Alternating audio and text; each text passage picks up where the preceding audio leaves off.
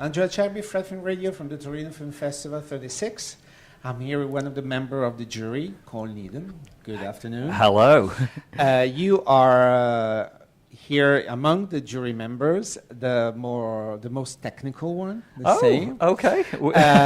You are, for those who don't know you, you are the founder and the dad of IMDb. Yes, that's right. Which yes. saved our lives many, many times, you know. Oh, thank you. Of every film journalist, film critic, and film buff, whatever. Yes, yeah. Well, your website was like a Bible back then.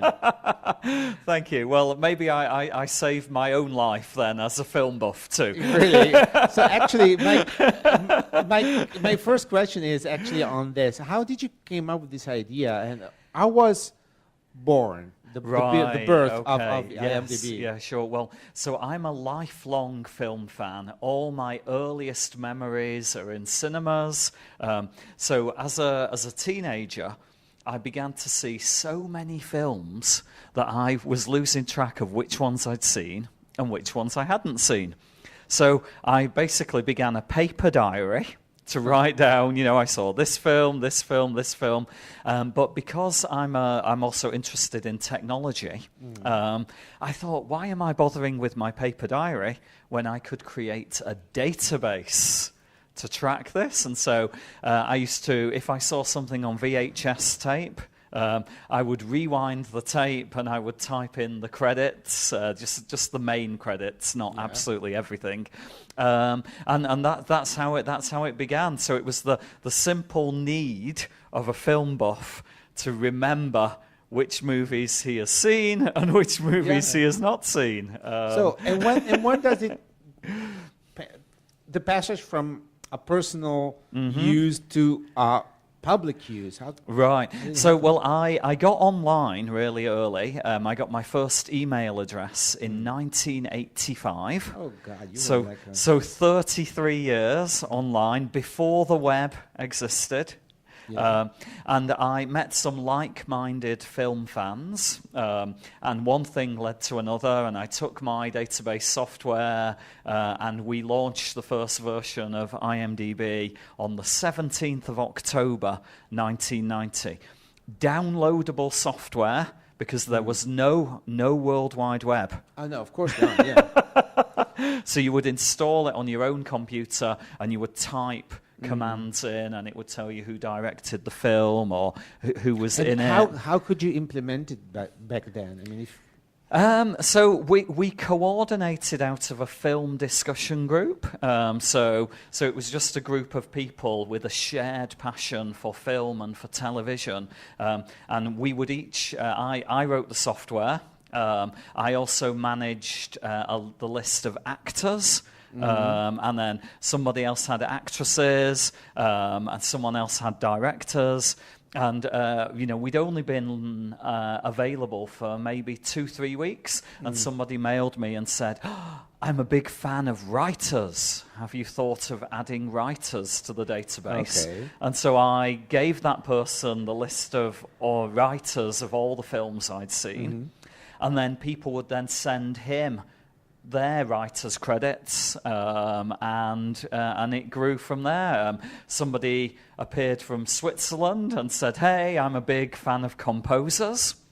And so, we started composers and then cinematographers and editors and producers. Listen, when did you realize this was becoming a job and not just a hobby? Okay, so we launched the website in 1993, but again, this was just on a university web server, so no commercial use of the internet, and we were adding different websites.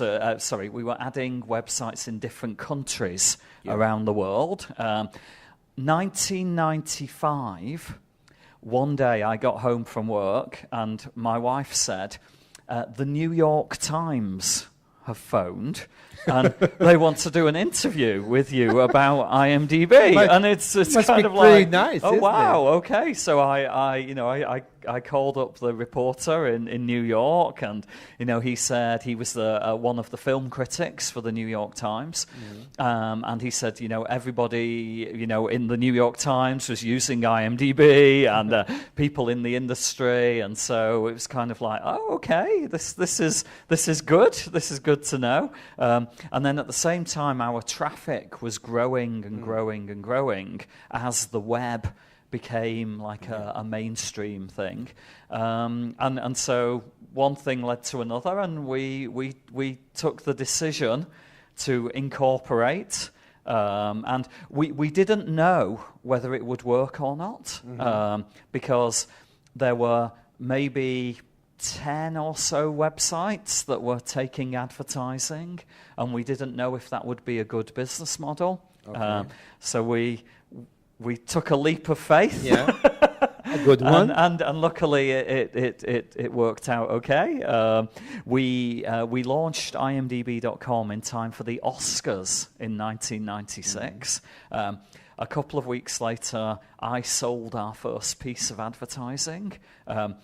I had never sold any advertising before. The people buying had never bought any before. So it was like, how much for a month?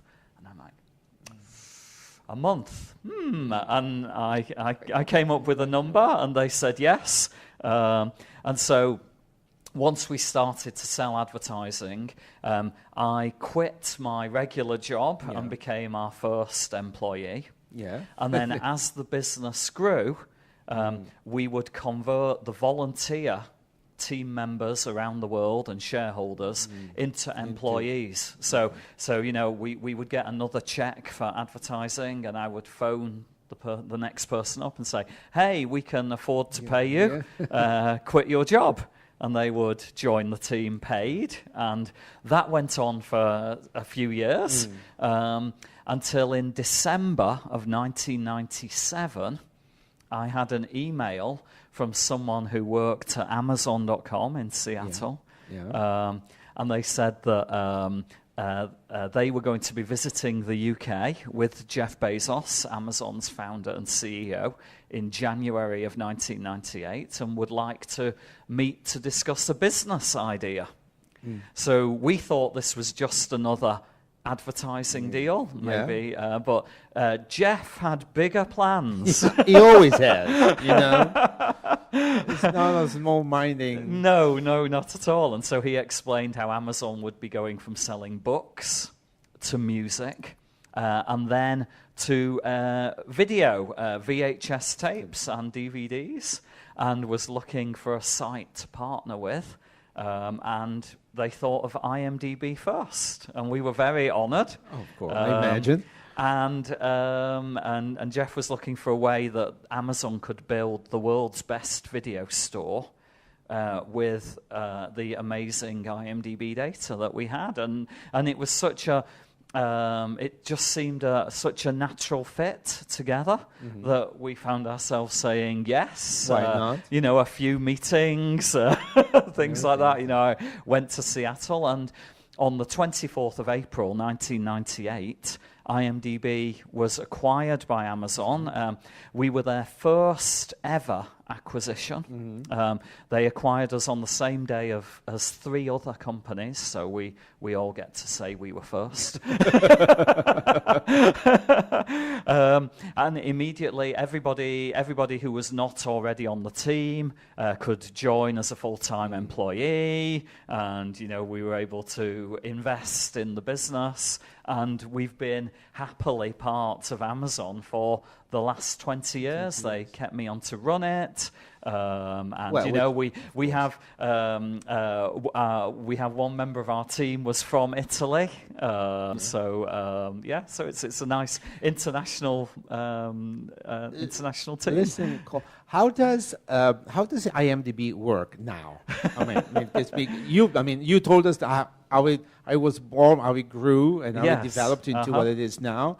How does it work now? How many people, and how do you implement the information you have. Right. Okay. Well, so we have 250 million people use IMDb every month. That's across the website, across our mobile apps, and then on top of that, we're also available throughout the rest of the kind of many other services that Amazon operates. So if you have a Fire TV, the information about the films comes from IMDb and that kind of thing. So anybody that accesses IMDb, if they notice that something is missing, they can fill out a form on the website or within the app and send the information to our team. And we will process that information, and we will, if it's accurate, we will add it to the site. Wow, so for example, across last year, 2017, more than 500,000 people sent us information, and that's from almost every country in the world.